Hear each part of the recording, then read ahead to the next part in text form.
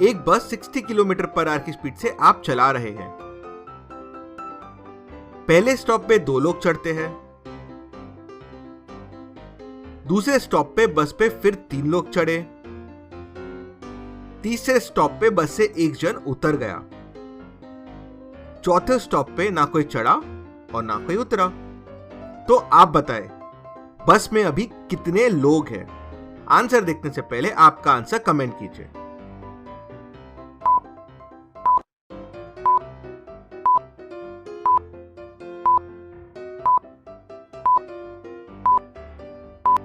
चलिए इसका आंसर देखते हैं। आंसर है 5।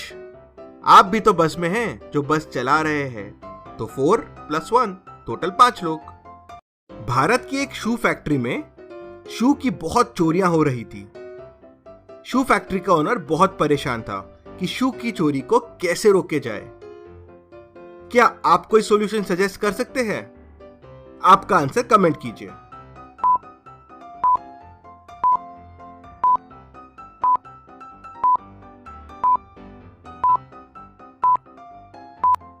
फैक्ट्री के ओनर ने बहुत सही तरीका अपनाया।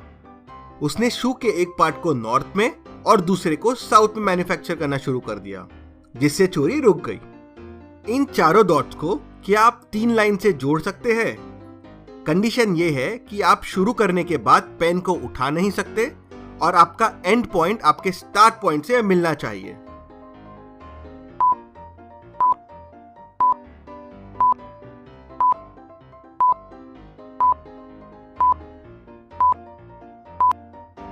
इसे इस तरीके से जोड़िए। चलिए अगली पहेली देखते हैं। एक होटल में 7 फ्लोर्स है।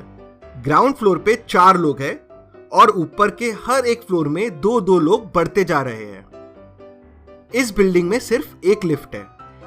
तो आप बताएं सबसे ज्यादा कौन सा फ्लोर लिफ्ट को बुलाएगा? आंसर देखने से पहले आपका आंसर कमेंट कीजिए।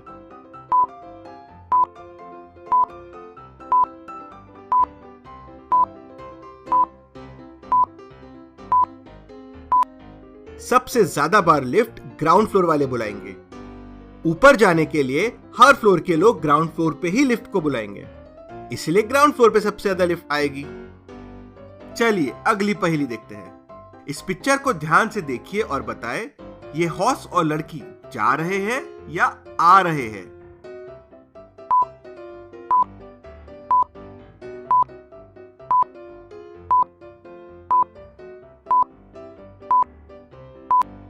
इसके बहुत से आंसर हैं एंड सबके अपने अपने व्यूज हैं। ये मेरा व्यू है। हॉर्स के लेग को ध्यान से देखिए, वो सामने की तरफ बड़े हैं। हॉर्स के लेग हमेशा सामने बड़े और पीछे छोटे होते हैं, मतलब हॉर्स कैमरा की तरफ आ रहा है। लेकिन आप लड़की के राइट हैंड को देखिए, उसको देख के लगता है कि लड़की जा रही है, मतलब हॉर्स आ रहा है और लड़की जा रही है। आपको क्या लगता है? कमेंट कीजिए। चलिए अगली पहेली देखते हैं। कैट और रैबिट 10 केजी है, डॉग और रैबिट 20 केजी है, कैट और डॉग 24 केजी है। तो आप बताएं कैट, डॉग और रैबिट तीनों मिला के कितना होगा? आंसर देखने से पहले आपका आंसर कमेंट कीजिए और समय के लिए आप वीडियो को पॉज कर सकते हैं।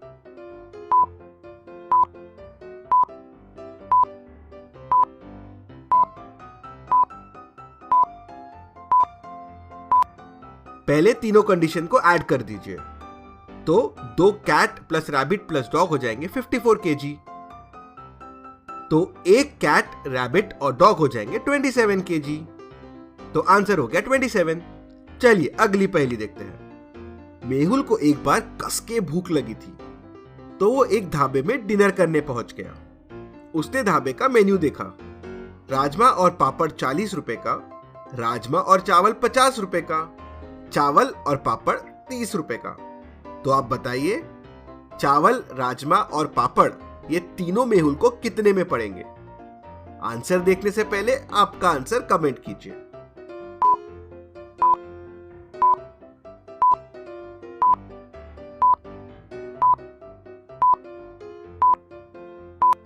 चलिए इसका आंसर देखते हैं। तीनों मेहुल को पड़ेंगे 60 रुपए में। तीनों इक्वेशन को ऐड कर दीजिए तो आपको मिल जाएगा 2 राजमा, चावल और पापड़ 120 रुपए का। मतलब एक राजमा, एक चावल और एक पापड़ हो जाएगा 60 रुपए का। ऐसा क्या है जो आपका है पर दूसरे सबसे ज्यादा यूज करते हैं? आंसर देखने से पहले आपका आंसर कमेंट कीजिए।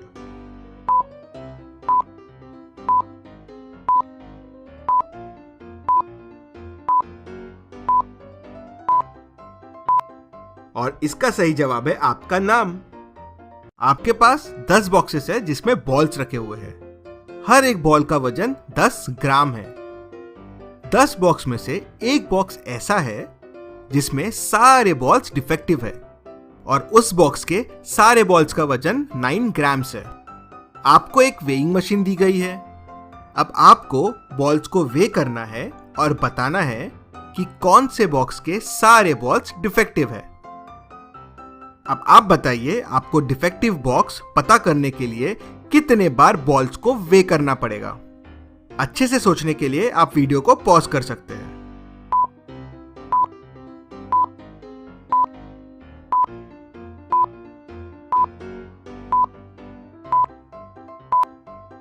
इसका आंसर है बस एक बार वे करना पड़ेगा। अगर आपका आंसर इससे ज्यादा है तो वापस सोचिए एक बार पॉज करके।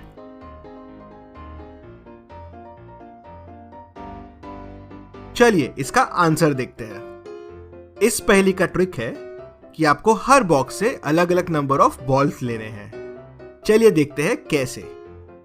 अगर हम हर बॉक्स से उसके बॉक्स नंबर के हिसाब से बॉल निकालेंगे, जैसे बॉक्स नंबर 1 से 1 बॉल, बॉक्स नंबर 2 से 2 बॉल, बॉक्स नंबर 3 से 3 बॉल, वैसे ही बॉक्स 10 से 10 बॉल्स, तो आपके पास टोटल 55 बॉल्स हो जाएंगे। अब हम इन 55 बॉल्स को वेइंग मशीन पे रखेंगे। अगर कोई भी बॉल डिफेक्टिव नहीं रहते हैं तो टोटल वेट हो जाएगा 550 ग्राम्स। लेकिन कोई तो बॉक्स के बॉल डिफेक्टिव है, मतलब टोटल वेट हो जाएगा 550 ग्राम से कम। अब हमने बॉक्स 1 से एक बॉल लिया है। अगर वो डिफेक्टिव बॉल रहता है तो टोटल वेट बॉल्स का हो जाएगा 550 माइनस 1, क्योंकि बॉक्स 1 से एक ही बॉल लिया है, तो हमको टोटल वेट वेइंग मशीन पे मिलेगा 549। अगर बॉक्स 2 के बॉल डिफेक्टिव है तो हमें 2 बॉल डिफेक्टिव मिलेंगे, मतलब टोटल वेट 2 ग्राम से कम हो जाएगा, तो हमें वेइंग मशीन पे वेट मिलेगा 548 ग्राम्स। वैसे ही अगर बॉक्स 3 के बॉल डिफेक्टिव है तो वेइंग मशीन का टोटल वेट हो जाएगा 547 ग्राम्स। वैसे ही 4, 5, 6 बॉक्स और अगर 10th बॉक्स के बॉल डिफेक्टिव है तो टोटल वेट हो जाएगा 540 ग्राम्स।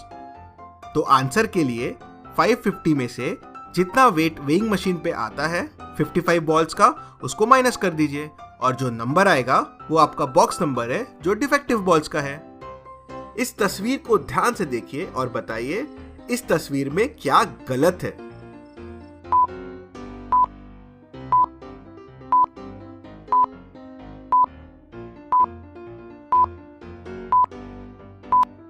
चलिए इसका आंसर देखते हैं। 3 को इससे नहीं x से काटते हैं और यही गलती इस तस्वीर में है। एक घर में दोपहर को एक आदमी का मर्डर हो जाता है। मर्डर की मिस्ट्री को सॉल्व करने के लिए डिटेक्टिव मेहुल को बुलाते हैं।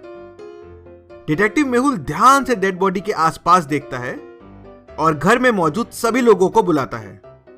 घर पे उस टाइम पे आदमी की माँ, उसके पिता, भाई और बहन मौजूद थे।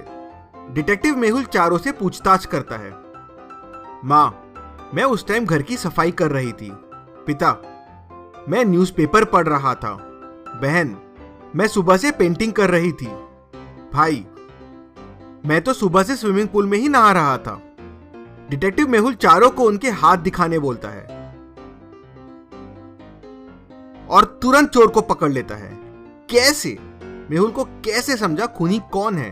क्या आप बता सकते हैं? समय के लिए वीडियो को पॉज कीजिए और हिंट के लिए आप वीडियो को वापस देख सकते हैं।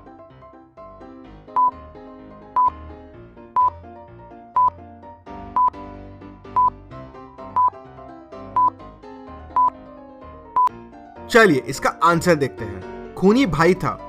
अगर वो सुबह से स्विमिंग पूल में स्विमिंग कर रहा था तो उसके हाथ में रिंकल्स पड़ जाने चाहिए थे, मतलब झुर्रियां आ जानी चाहिए थी, लेकिन उसके हाथ तो नॉर्मल थे।